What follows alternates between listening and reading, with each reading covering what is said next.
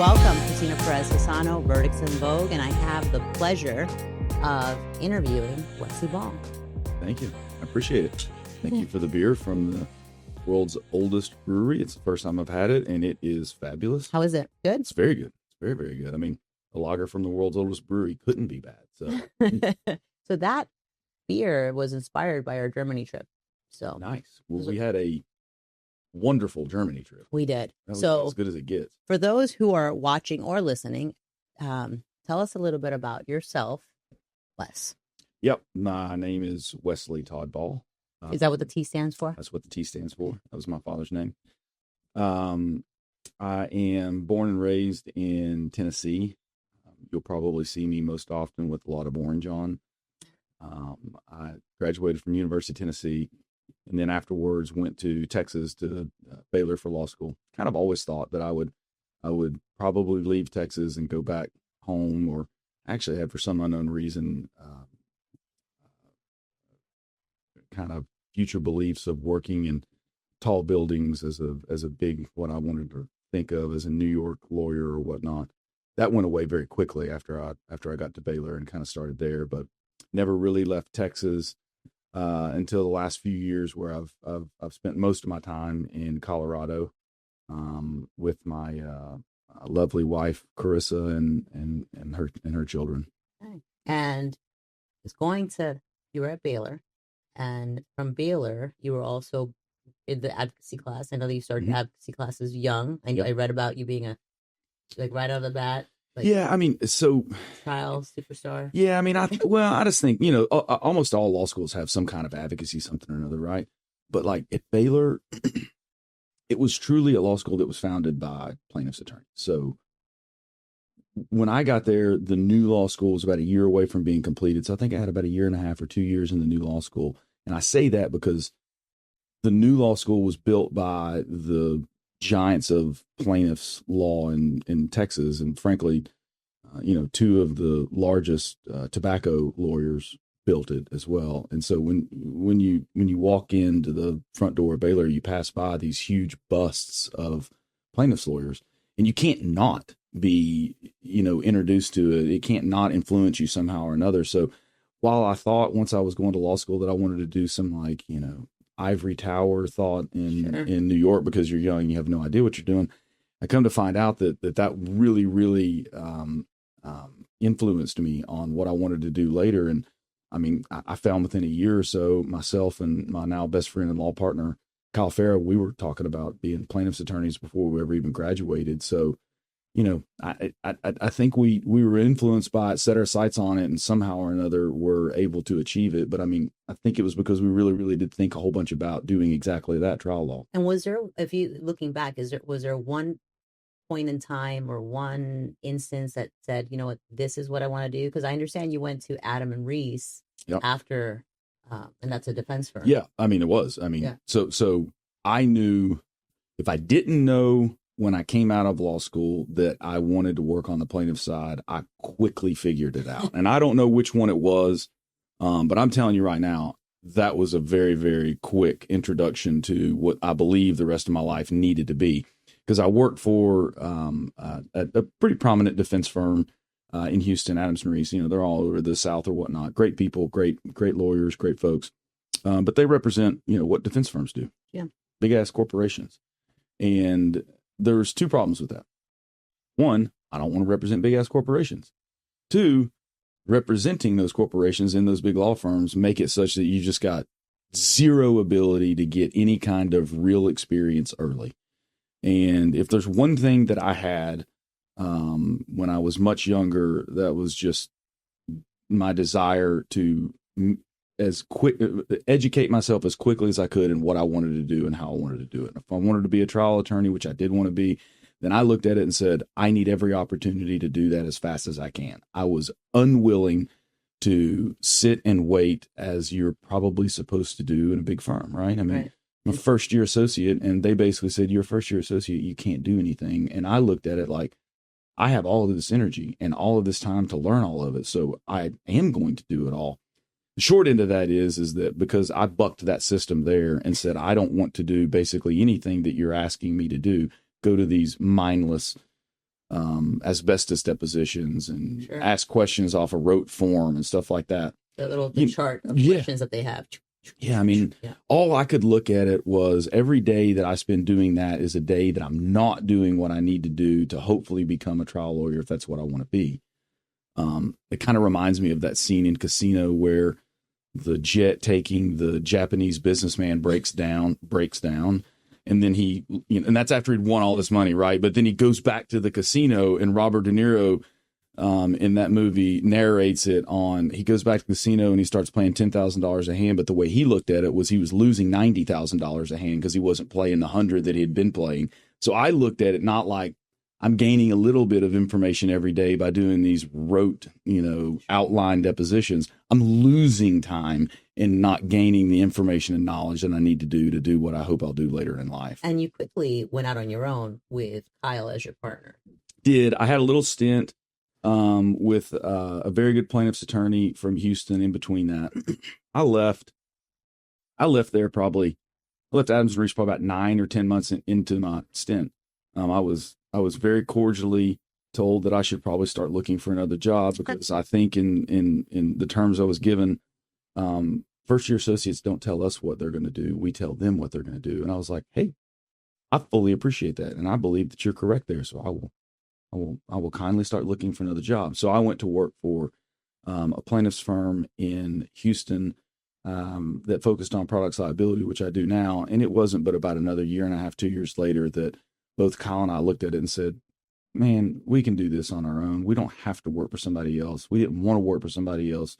We looked at it like working for someone else was always going to slow us down. So with the wonderfulness of being dumb and youthful, that's what we did. Oh my goodness. I mean, starting out, dumb goes a long way when you've got energy and youth. So I went out on my own probably about a year after I became an attorney. I worked for someone who had the same thing. I was in bankruptcy at the time. And then I said, you know what? I can't work. I don't like the rules. I don't like people telling me what cases I can take. And I had to buck the system. We honest to God, I'm not joking when I say this. This probably buys into the myth of ambulance chasers and blood sucking plaintiffs lawyers or whatever else. But Kyle and I looked at it and we're like, we can chase ambulances and make the same amount of money at a minimum, but probably more. And we honestly looked at going out on our own like, let's just go chase ambulances. I mean, something will turn into something. Like this is better than what we're doing now. At the end of the day, I always looked at working for someone else. It's probably because of the people I worked for, but I always looked at working for someone else as just a dead end. Well, you never really your heart's on it. You can't use your voice. It's somebody 100%. Else's vision you're pursuing. Yep, 100%. And now, and it worked out great for you because you and Kyle quickly had some amazing verdicts under your belt with the tire cases. We got. I think we're pretty good, but we also got pretty lucky here. So what was that? So we heard of conference today. We are at a conference today, and we heard that saying, sometimes you're lucky, sometimes you're good, and then sometimes it's both. Yeah, sometimes it's both. I think we were a little more lucky. Why do you say that? We're really good. Just because, we got a couple huge verdicts early, and I think we can all agree huge verdicts, I don't care who you are difficult, really difficult to get. And I would argue that huge verdicts, especially verdicts that are upheld, almost have to have a little bit of luck in them. You think so? Because I heard, this is how I found out about it. I heard from one of your partners, Skip, who was telling a story about you ended up getting this massive verdict. I think you maybe were in your early 30s, and it was in a super conservative district. Yeah. And you went out and just swung a home run. I'm saying, I think that's a lot of luck that has to go with that, right? I mean, at least the way I look back on so many of my verdicts, things that I believe really drove that verdict are little issues that I never had any preparation for going into it. Give us an example. It's always things that endear you to the jury or your clients are endeared to the jury, right? So like the first one, for instance, the one in Iowa. I'll start with the conservative district we're in versus the clients that we had. We represented 6 Africans. I don't mean African Americans. I mean Africans. 6 Africans that had an incredibly heavy accent and spoke French. And we represented two families that had lost loved ones, two different deaths. And then we represented a lady who was a quadriplegic. And during the middle of that trial, they were going to provide their testimony. And we brought in Yvonne Bonteau is her name. We brought in a Bonteau in her wheelchair to provide testimony and all that. And, we get in there and the French translator that we've got realizes that she can't understand our clients. She can't understand our clients because our clients are speaking broken English French. It's like Creole in a way that even the most Southern Louisiana person wouldn't be able to understand it, right? So because nobody can understand anything that's going on, and the translator keeps going, I can't understand what she's saying. And we're like, well, can you just ask her to speak French? Okay, well, can you just can we just see if we can do it in English? During trial. It's during, so it's like jury, a little panic attack. This is with the jury watching everything. Yeah, and I mean, I think we were 29 years old, and I'm like, oh my God, I don't know what's happening right now. Like, this is the biggest part of the whole case, and I can't get it out, And so the translator says, can I just translate English to English? And we're like, it's not really the way translation works. But judge, if that'll work, then I'm all for it. And the defense counsel agreed to it. So we had a translator translate English to English because the English was like this crazy form of Creole French, and then an English word every now and then would jump into it. And so I had no idea any of this was going to happen. But the translation was absolutely hysterically fun on such a difficult, hard, deep topic that it's kind of like the presenter that we saw today. You have to bring joy out before you can extract the pain to kind of have a good contrast of what's going on. I never had any appreciation for any of that when I was doing it. I look back on it now, especially after I've heard it today. I'm like, holy shit, that's exactly what we were doing there. And again, I didn't prepare for that. So like we're in the middle of this, direct and then this cross-examination in this crazy, crazy language format.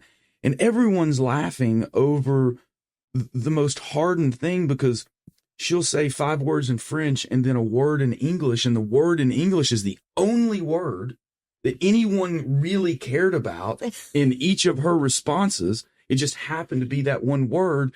So the jury would be like, oh, I get it. I totally understand it. And then the English to English translator would translate it all in English, but the jury would be like, no, we already got it. And so like it was that moment. I mean, that's truly, I believe, the reason why we got such a large verdict in that case. I think we would have gotten a verdict in the case, but I don't think we would have gotten such a large. What was the verdict amount? I really should know this. I think it was 35.9. 35.9 million, 29 years old. Yeah.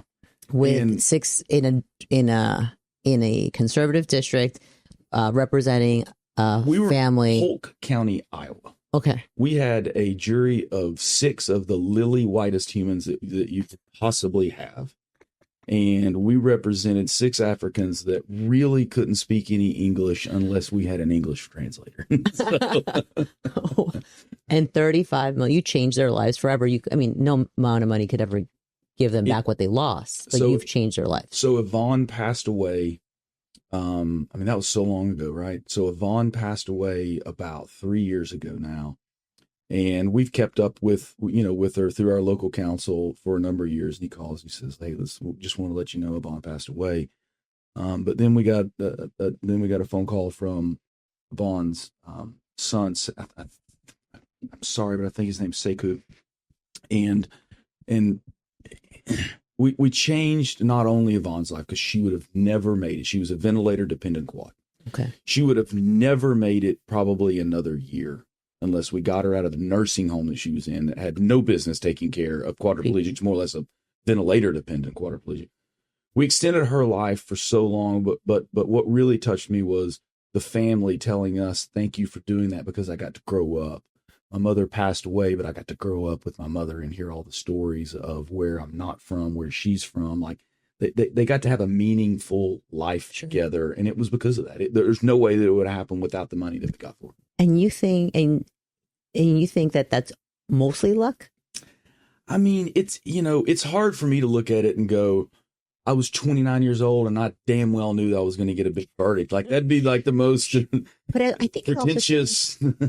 I think it also shows like your caringness, hunger, you want to do the right thing, and sometimes that motivation. Oh, there's no doubt about that. Can create change. There is no doubt about that. I mean, we had very few offers on. I think we had one offer on, or two offers on the case before we started trial, and then no offers, zero. But we set it up into a position where we were like, taking the money that was offered would be for the sole purpose of us making a fee. So because do you remember? Never changed her life. Do you remember what that offer was? I think I do, but I don't know. I'm allowed to tell you. Okay, but it was significantly less than the 35. Well, I'm dead serious when I say this. Like if we would have taken that money, it would have been for the sole purpose of putting money in our own pocket. She could have never gotten out of that nursing home. She could have never gotten different care. It would have done absolutely nothing other than enrich our pockets and give some money to her who would have been minor kids at the time she passed away, which would have had to have been in the next 6 months to a year. Wow. We just looked at it and we're like, that's not what we're doing here, man. That's in no way whatsoever what we're doing. And we won't do that. I think that they believe that we would never take it to verdict, that at some point we would take that money because we were, young. Sure. But I think that they overestimated the power of youth and blissful ignorance. Yeah. And from that point on, then you had a number of other verdicts that went similar. Yes, we've had some good verdicts. And then which I told you have to update your website because your verdicts are not correct on the website. Are they not correct on the website? No, not website. I'm sorry. I Googled you. I Googled. I don't know how to make Google. So I chat GPT the firm and you in preparation to kind of like do a general, like give me all the sources. And then I saw that when I look, I'm like that number is not right. I go, Wesley's had better verdicts than that in this year. So, but with that, being young, having a great reputation, caring about your work, what were the next couple of years? How did all that change affect you? Oh, it didn't get any better. Oh, it got so much worse. What does that mean? I mean, so much better in terms of our opportunities, so much better in terms of, how busy we were. We saw our future so much more distinctly, more clear. But being busy, was your firm growing, or you were just being busy? And the firm was growing. We were incredibly busy, and we had no way to pay for it. So, like, we were a true, honest to God victim of our success. We really were. Explain what that means. Well, so when we started our firm, we had said we were never taking products cases because I'd worked for an attorney that did products cases, and I did them with him, and I saw how much money they cost. And fortunately, unfortunately for Kyle and I, we came from zero money. We had nothing. And if you're going to take those cases, you got to pay for them. Yeah, they're expensive. And there is no bank around that wants to give, 20-year-olds hundreds of really millions of dollars so that we can take on big, huge corporations. I mean, that sounds like absolute financial ruin in a heartbeat, certainly financial malpractice. So no one was going to do that. So we said, we're not going to do that. However, that case walked in our front door and I was like, oh my God, this is such an amazing case. It's such an opportunity for us to do some good. So we took it. And when we took that case, by the time that case was over with, in the probably 3 intervening years that we had that case, by the time it was over with, we were financially ruined. We had no money. We had not paid our employees in about 6 months. Wow. And when I say our employees, I think we had 2 employees in, and our employees had been working for free for almost 6 months, I think. But they just stayed because they believed that it was going to get better. Yeah. Shout out to Shauna. She's one of the best. Is she still with you today? She's not with us today. But just an amazing person, was with us for quite some time. She decided to do other things. It's a high stress business. Yeah, right? It is. And so anyway, after that verdict came through, so many more opportunities for exactly that came through. But for that, then because thing is you get a verdict. It takes time. Plus, you the appeal. There's right, and that's what I'm referring to. Like, so I'll front load this. We didn't get paid on that case until 4 years later. and it went all the way to the United States Supreme Court. We had multiple opportunities in between that verdict and when the United States Supreme Court denied cert to settle it. But every time that we were going to settle it, it was going to be for the same thing, which was just to enrich our own selves, not to really do that much good for the client. It got to a point where maybe we could, and we got into some, thoughts like, is this right? Should we? The short end of that is time ran out and they had to pay. But in that 4 intervening years before that happened, we got all these other great opportunities for cases in, but we had no damn money to do anything. So what did you do? Because usually when you're the attorney that's getting referred the case, you're taking the cost on as well. That first big victory nearly broke the firm. In part 2, Wes reveals how he turned near disaster into a comeback story and what it really takes to lead from the front. We'll see you next time on Verdicts in Vogue.